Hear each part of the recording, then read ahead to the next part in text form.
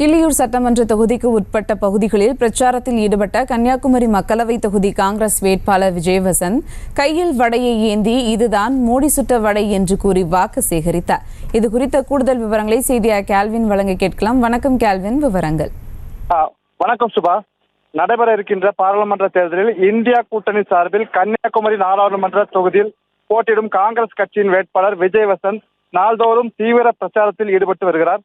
அதன் ஒரு பகுதியாக கிள்ளியூர் சட்டமன்ற தொகுதிக்கு உட்பட்ட பகுதிகளில் இன்று திறந்த வாகனத்தில் பொதுமக்களிடம் வாக்கு சேகரித்து வருகிறார். கிள்ளியூர் சட்டமன்ற தொகுதிக்கு உட்பட்ட திக்கனாங்கோடு சந்திப்பில் இன்றைய பிரச்சாரம் துவங்கியது.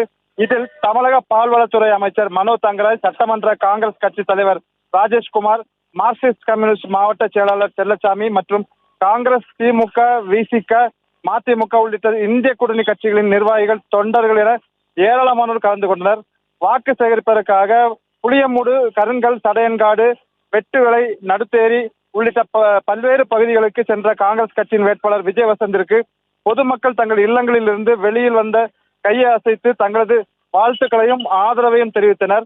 மேலும் மேலதளங்கள் முழங்க பொன்னாடை அணிவித்தும் மாலை அணிவித்தும் ஆரத்தி எடுத்தும் பொதுமக்கள் தங்களது மகிழ்ச்சியை வெளிப்படுத்தினர். கடந்த 10 ஆண்டுகளில் பிரதமர் மோடி மக்களை ஏமாற்றும் வாக்குறுதிகளை அளித்து வாயால் வடை சுட்டு வருகின்றார்.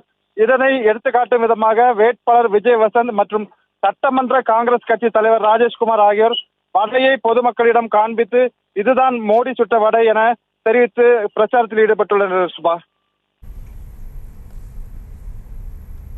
விவரங்களுக்கு நன்றி கேல்வின். செய்திகளை உடனுக்குடனும் துல்லியமாகவும் தெரிந்து கொள்ள சப்ஸ்கிரைப் பண்ணுங்க.